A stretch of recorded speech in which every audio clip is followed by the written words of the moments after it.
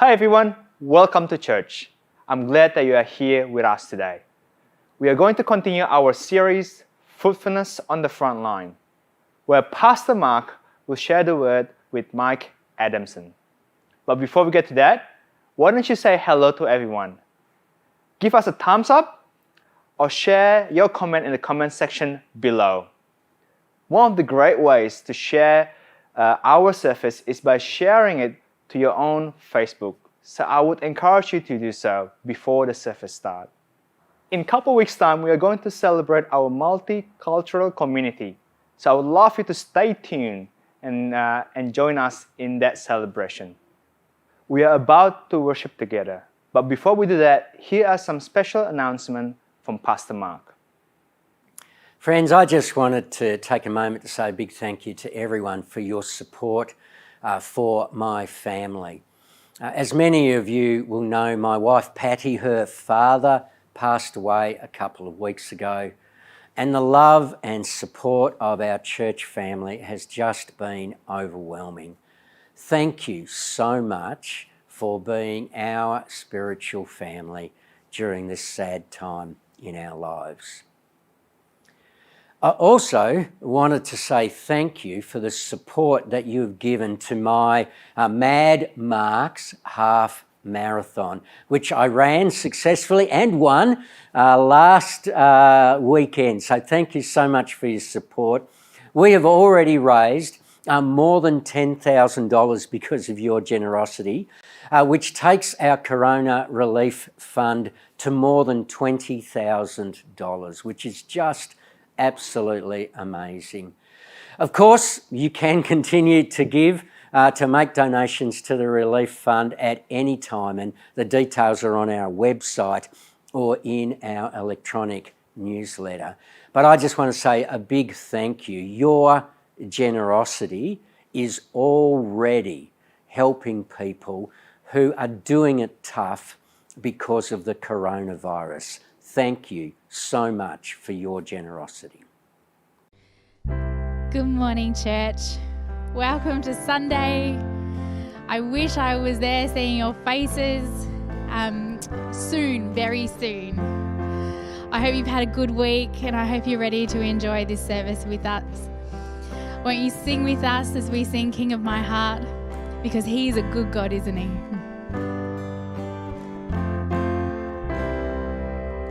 Let the King of my heart be the mountain where I run, the fountain I drink from. Oh, He is my song. Let the King of my heart be the shadow where I hide, the ransom for my life. Oh, He is my song. You are good, good.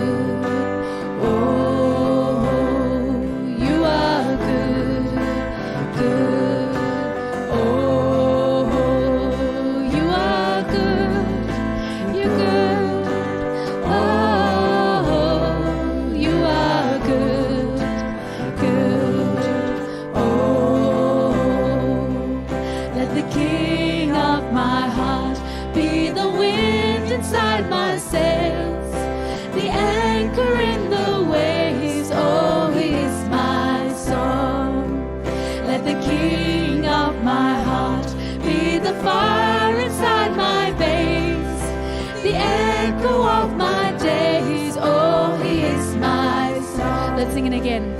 Let the King of my heart be the wind inside my sails, the anchor in the waves. Oh, He is my song. Let the King of my heart be the fire inside my veins, the echo of my days. Oh, He is my song. You are good, good.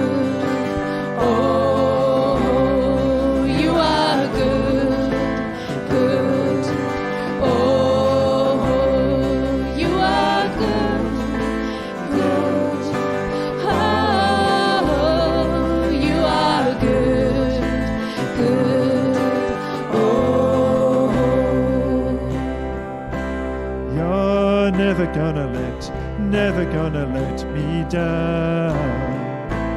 You're never gonna let me down. You're never gonna let me down. You're never gonna let me down. You're never gonna let me down.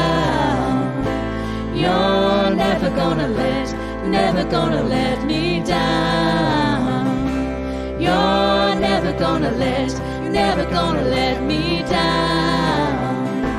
You're never gonna let me down. You are good, good. Oh, you are good, good. Oh, you are good, good. Oh, you are good, good. Oh.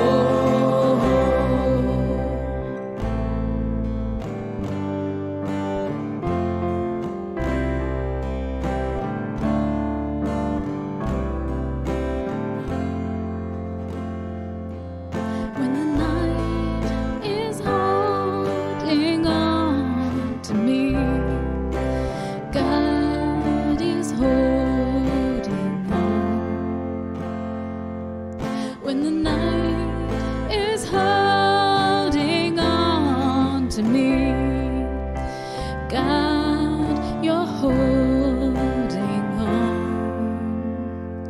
But you are good, good. Oh, you are good, good. Oh, you are good, good. Oh, you are good, good. Oh.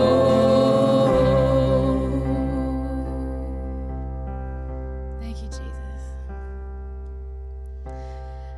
And we're going to bring you a new song today. And it's about blessing you. It's a song called The Blessing. And I really feel like it's a song that has been written for our circumstance at the moment. This pandemic's been a bit crazy, hasn't it? And it's really impacted on people health-wise. Thousands of people have died. Hundreds of thousands of people have become unwell. But Lord, you've been through this. You are here with us. Financially, economically, people have been impacted by this. But you have been with us. You have been present.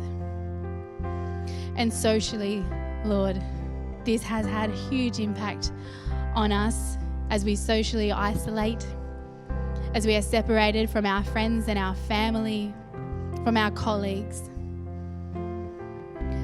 You are with us and you are present with us. And you favor us, Lord. And Jesus, it is my prayer for our congregation, for anybody who is listening this morning, whoever hears this song, that they can feel blessed by you, Lord. That it is a song that speaks of a reminder that you are present in our lives. So church, it might feel a bit awkward, it might feel a bit clunky, but I guess you are home in your own space. So hopefully that isn't as bad.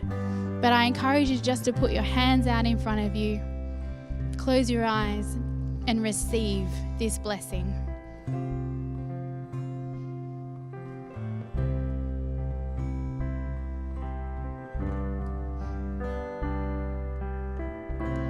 Lord bless you and keep you, make his face shine upon you, be gracious to you. The Lord turn his face toward you and give you peace.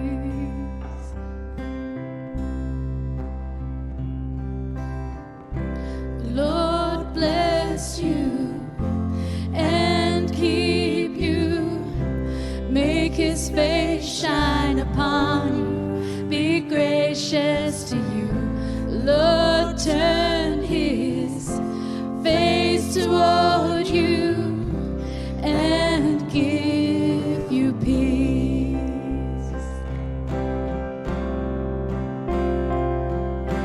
Amen.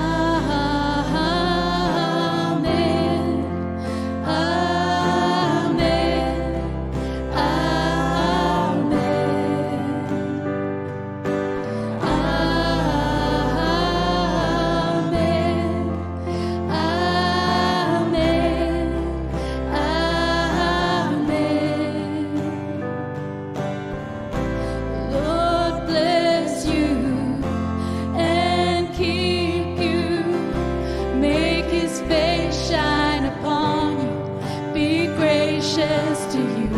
The Lord turn his face toward you and give you peace.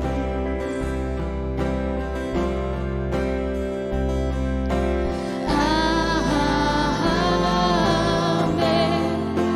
Amen. Amen. Yes, Lord, we agree. Amen. Amen.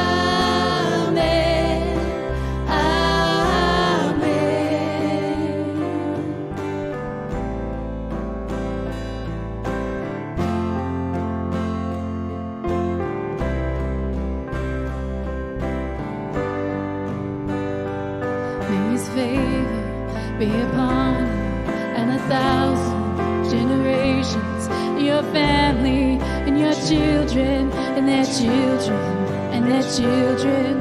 May his favor be upon you and 1,000 generations, and your family and your children and their children and their children.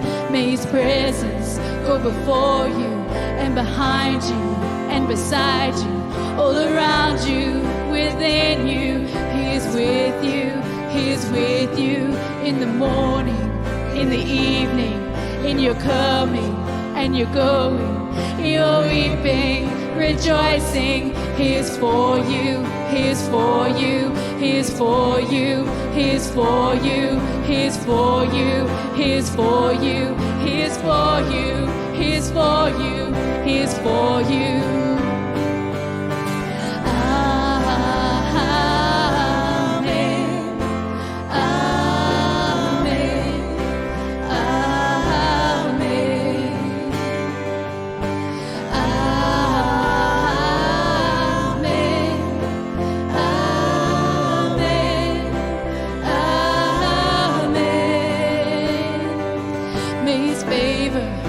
Upon you and 1,000 generations, and your family, your children and their children and their children. May his presence go before you and behind you and beside you, all around you, within you. He is with you, he is with you in the morning, in the evening, in your coming and your going, your weeping, rejoicing. He is for you, he is for you, he is for you, he is for you, he is for you, he is for you, he is for you, he is for you, he is for you.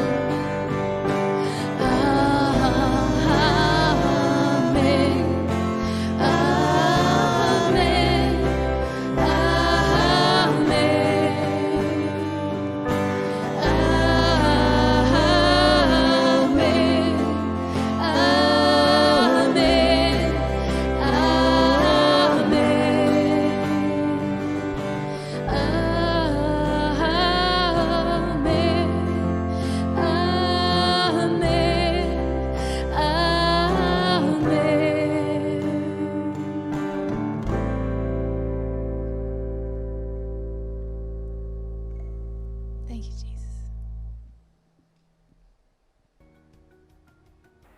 Friends, we are called to mould and shape and change the culture of our families, our schools, our workplaces and our city. Jesus encourages us that we are the salt of the earth and the light of the world. Today we're going to be inspired to change the culture around us and to make a difference right where we are by clothing ourselves with a whole new way of living.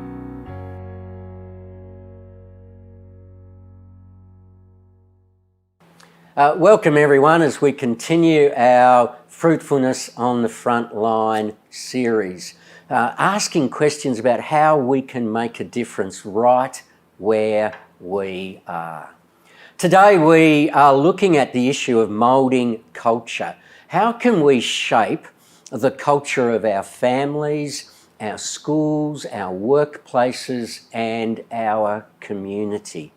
Our key passage is in Colossians chapter 3, verses 1 to 14, and we'll also be having a look at a couple of verses in Matthew chapter 5 about being salt and light in our world. Today I'm going to be chatting away with Michael Adamson. Michael and I have been friends for a long time, and we're going to be sharing a little bit together about some of Michael's experiences in ministry, in management, and more recently in running a motel here as well as some involvement in local politics as mayor in a council. So, hey, let's dive in, Michael, and just begin to chat about some of these things. Sure. You have talked with me a little bit around this whole thing which is important to you, particularly in ministry, about the spiritual climate and changing the spiritual climate. Can you talk to us a little bit about how you've experienced that in your life and ministry? Yeah, sure, Mark. So one of my goals when we went to Swan Hill to minister at the Church of Christ in Swan Hill was to essentially change the spiritual climate of the city. And it was at a time when we were having the National Day of Prayer each year, and we got together with a group of people in our church and we looked to see how we could influence our community. And so we established a prayer breakfast and we invited all of the key leaders from our community, our local government, our mayor, our federal member and our state member, as well as a number of the emergency services leaders, some of the principals of the schools. We invited them all to come to the breakfast, and we had a bit of a presentation, we had some songs, and I spoke at the event.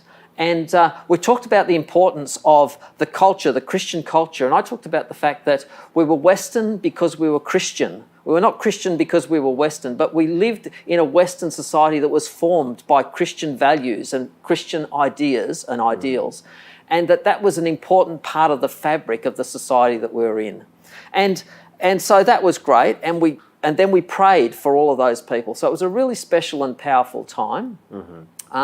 Interestingly, though, our state leader who was there at the time actually went back into Parliament and used some of what we had said, quoted what we had said, when he was talking about trying to preserve Christian teaching in schools. And it was at that time when that was a major issue for our community and obviously for us as Christians. And he stood up for continuing to preserve Christian education in schools. And I sense that was probably because of something that he'd heard and some of the prayers that we had offered for him and for our community. And so it's really important to see that happening, and I hope and pray and believe that we had an influence on changing the spiritual climate. Yeah. Obviously in Matthew chapter 5, Jesus talks about us being the salt of the earth and the light of the world. This sense of letting our light shine in ways so that our good deeds, our behaviour, our values are seen by others. What's your reflection around this idea of salt and this idea of light and how that helps us to shape or mould the spiritual climate. Yeah. So it's about who we are. So people, we can have differences of opinion and different ideas with other people, but it's how we respond to those people that will make a difference to who they are and to how they think about us. And so it's really important for us to take those values that we have in our life, those Christian values, and act in a way that is kind, that is compassionate, that is loving, that is caring to those people. So we may not agree with the people that we're talking to. We may not agree with their opinions, or we may have a counter opinion, but are we treating them with kindness? Are we treating them in a way that shows that the salt and the light that we carry is being exuded into the community that we live in and that we communicate and engage with? Yeah, no, that's good. And I think it is a sense, isn't it? The idea of salt is this idea of giving people a taste, a different taste, a taste of something different. Yes. And then the idea of light, which is helping people to see, have a view, a picture of something, that something could be different, could be better than maybe they've experienced. Now, look, another one of your experiences, which I just find absolutely fascinating, is that you spent some time on the local council actually as mayor of the local council, which must have been an amazing experience. Now, firstly, let me ask you this question. When you went in onto the council, you found yourself as mayor, you would have gone in with some expectations. So what were your expectations, and then what was the reality like? Thanks, Mark. I think I've told you too much already. Yeah. My expectations when I went in, I was looking forward to being able to, again, I suppose it's that issue of changing the spiritual culture of the community, and it was an opportunity to influence our community through the council. And I felt that when I went in that we would all get together like we would do in a Christian environment and talk about something, make a decision, and then move on from that decision, all agreeing on what we did. What I found was that people were a lot different to that. And so I would have a conversation with one person in one space, and then when we came to council, they might have a totally different opinion that they hadn't told me about. So I found that really difficult. It was very challenging recognising that not everyone was giving you the information in the way that was correct or what they really thought. And so that was a challenge. And so to try and be salt and light in that environment was difficult. And I recognised that very quickly that in spite of our differences of opinion, in spite of the different ideas that people had, I still had to treat those people with kindness and compassion and acceptance and love. So whilst we may have had differences of opinion, and whilst we may have had different ways of acting and expressing those opinions, we still had to have, as a Christian for myself, I still had to have that salt and light attitude to be able to exude Christ in that experience and in that circumstance. Yeah. One of the things I love in this passage in Colossians is Paul talks about two different ways of living. He uses the phrase, you used to walk in these ways. Yes. In the life you once lived, but now you must rid yourself of all such things. Obviously, that would have been a challenge in a setting where you're trying to live in one particular way of life, but the world around you, the political world, the local council, the world around you is living in a different way. How did you maintain a sense of integrity as a Christian in that culture? Yes, again, it's a challenge to do that, but recognising that, as you've just mentioned, we are the salt and light. So important to hold on to those values that we have as Christians, to hold on to the values of kindness, of compassion, of caring, of love, and then to operate out of those. So that was a part of being Christ in the space that we found ourselves in. And that's what I sought to do. Yeah. Okay. Must have been a real challenge. At It was different challenging. times. Yeah, I bet. Yeah. Now, look, the other thing I wanted to chat with you about today was your experience more recently around the life managing a motel. Can you tell us a little bit around what the coronavirus changes have meant for you in that world?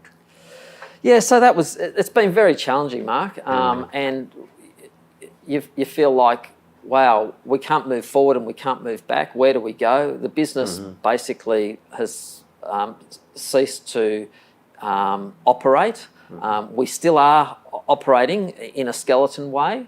So, Mark, most of our staff, the staff that we have are cleaners, and you would say, hey, that's not a very high level job, but they are so important in our business. They're the people who make the business what it is.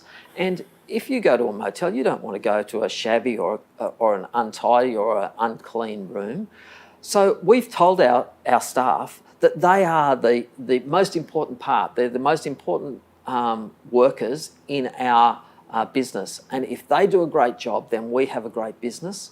And that's really important for us. So we've wanted to encourage them to continue to operate and to do the best that they possibly can.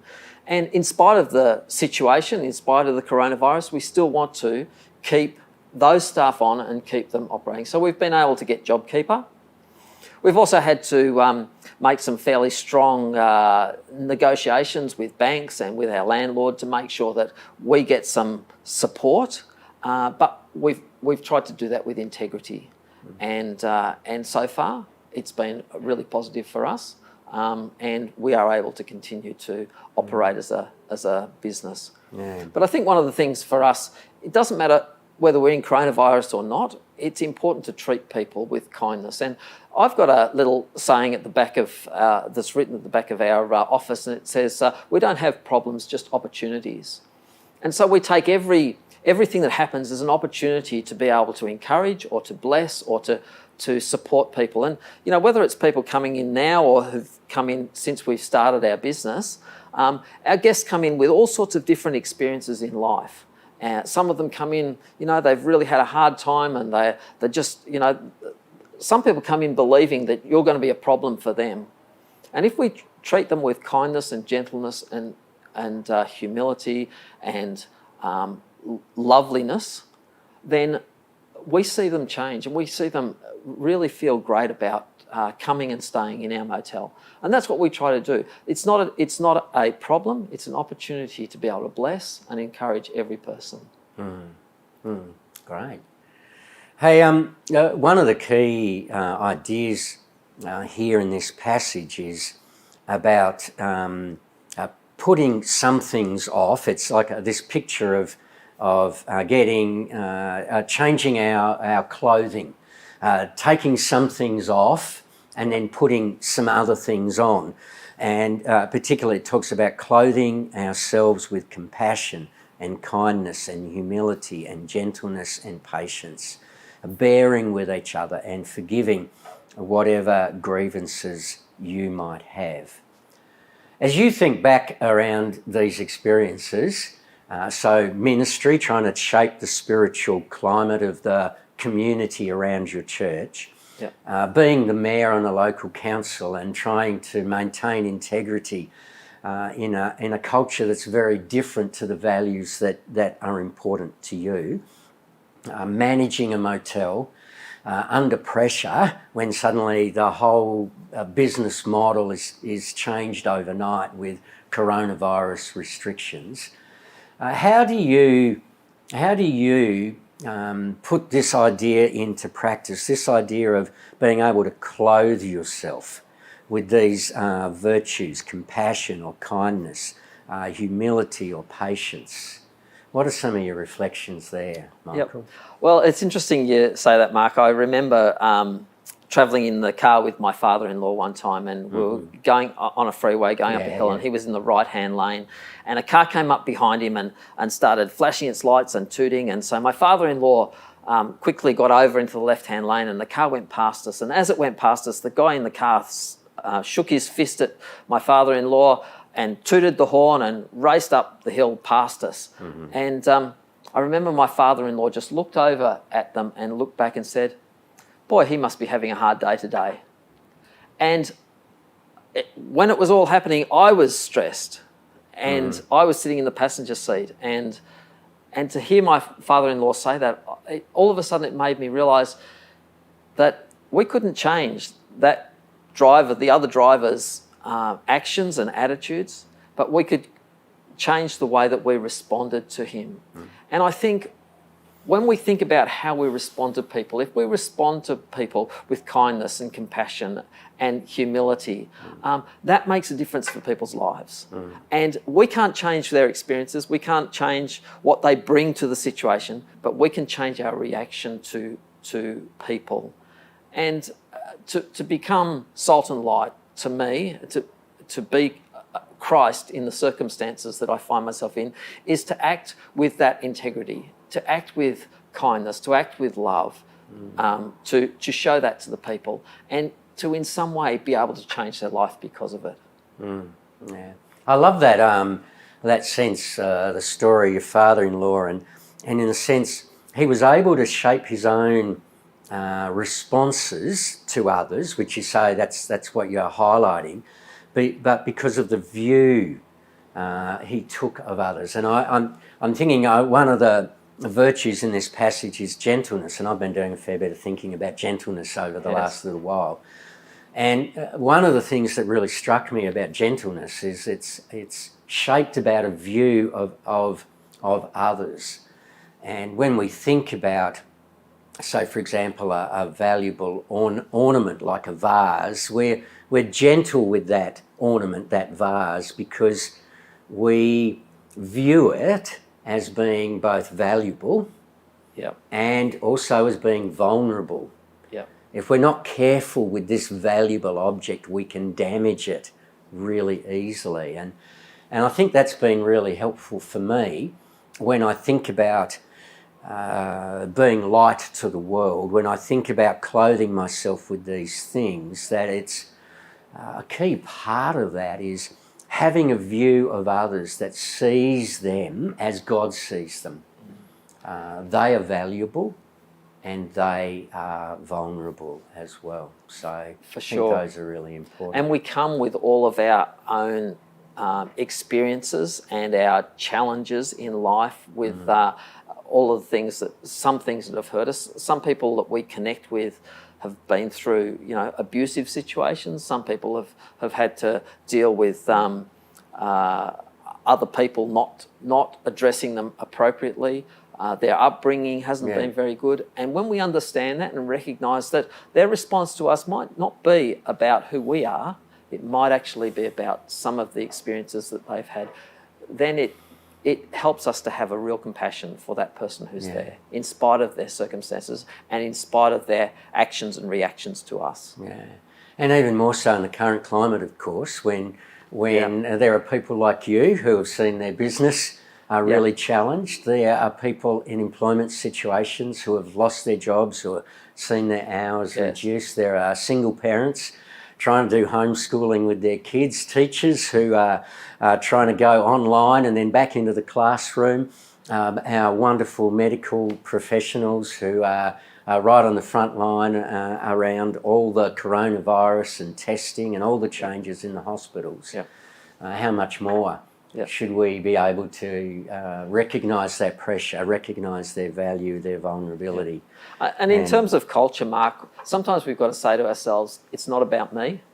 Yeah. And Jesus said, if you want to be a master, you have to be the servant and the servant of all. And I think it's about serving others in a positive way and recognising that it's not all about me. When we put them as the highest priority, we change our culture. We create a new culture that can be really significant for many people. Yeah, wonderful. Hey, Michael, it's been great to chat. Could you just summarise for us? What's your summary in terms of, as we've been reflecting on this passage from Colossians, talking about modelling culture. How would you summarise our conversation? Philippians 4:8, Mark says, whatever is true, whatever is noble, whatever is right, whatever is pure, or whatever is lovely, or whatever is admirable, whatever is excellent or praiseworthy, think about these things. And I think that is a really positive verse. And if we could take those attributes and we can apply them to our lives on a daily basis, we will change the people who we come in contact with. It changes us first, and then we change those around us. And I think that's a really powerful way of creating and changing our culture and being salt and light in the culture in which we live.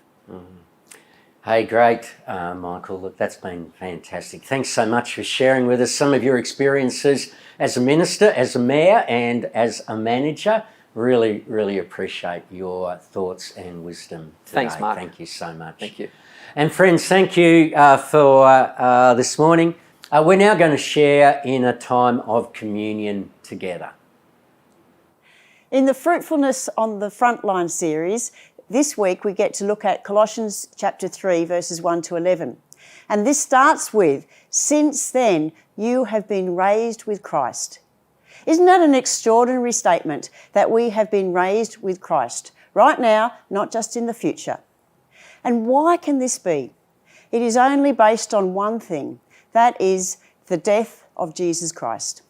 It is the fact that Jesus came to earth to show us the way, and that he died for us, that his body was crucified on the cross, that his blood was shed for us, so that we can be reunited with him. And that is why we can say that we have been raised with Christ. And so we remember this event of Jesus often in what we call the Lord's Supper, and that is what we are about to do now. We remember this death on the cross for us, for the forgiveness of our sins. First of all, let us pray. Lord Jesus, we thank you for your death on the cross.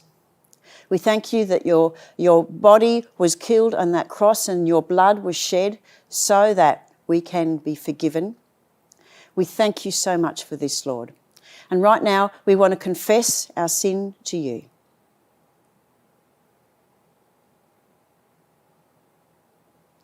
We thank you for this forgiveness, and we know that it has not come easily to you. So right now, we are going to take the bread, and I'll read you from Matthew chapters 26, verses 26 onwards. While they were eating, Jesus took bread, gave thanks and broke it, and gave it to his disciples, saying, "Take and eat. This is my body."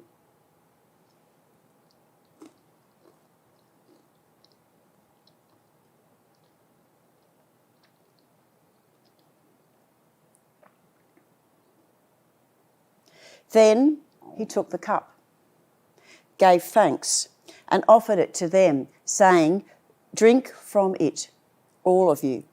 This is my blood of the covenant, which is poured out for many for the forgiveness of sins. I tell you, I will not drink of this fruit of the vine from now on until that day when I drink it anew with you in my Father's kingdom."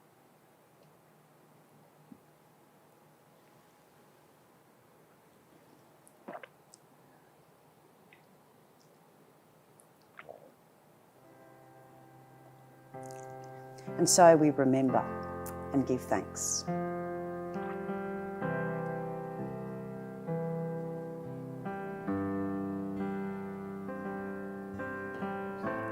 Lord bless you and keep you.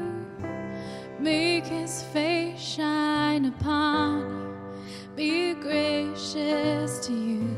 Lord turn his face toward you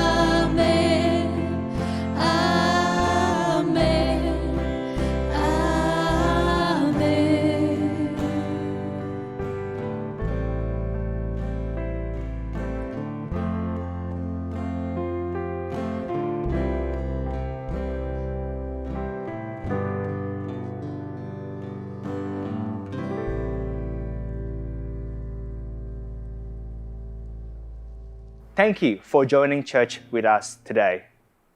I would like to say a great thank you for your generosity as you give to our church, because through that we can bless other people. If you like to give online, please find the details through our website. We also would love to pray for you. One of the best ways to do so is by filling the prayer form from our website. We look forward to seeing you again next week, where Pastor Mark will bring the word with a theme, Mouthpiece of Truth and Justice, the continuations of our current series, Fruitfulness on the Frontline. And I would love to see you in our Zoom foyer, so please do watch the link in the comment section below, and I look forward to greet you there.